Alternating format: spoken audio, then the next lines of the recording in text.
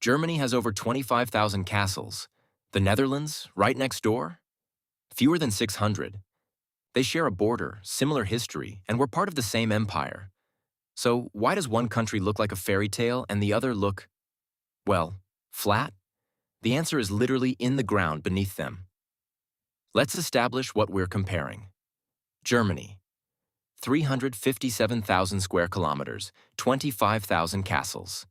That's one castle for every 14 square kilometers. The Netherlands, 42,000 square kilometers, maybe 600 castles. One for every 70 square kilometers. The difference isn't wealth. Both regions were prosperous. It's not culture, they share medieval history. The answer is geography, and it starts with one simple fact. Castles need solid ground. Look at this elevation map of the Netherlands. See all that blue and green? That's land below sea level or barely above it. About 26% of the Netherlands is literally below sea level. Another 30% is at risk of flooding. Now look at Germany. Mountains, hills, rivers, solid bedrock.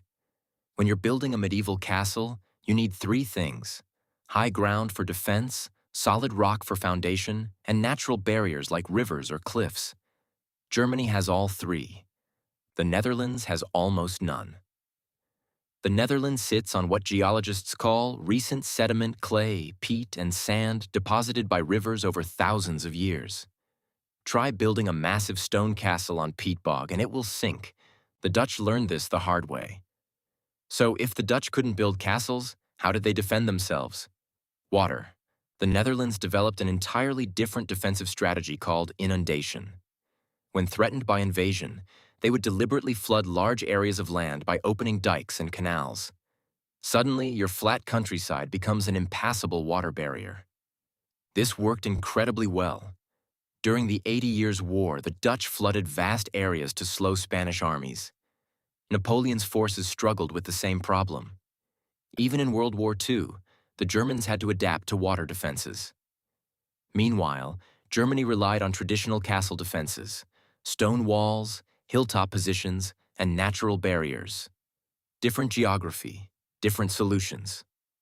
Today, Germany's castles are tourist magnets generating billions in revenue.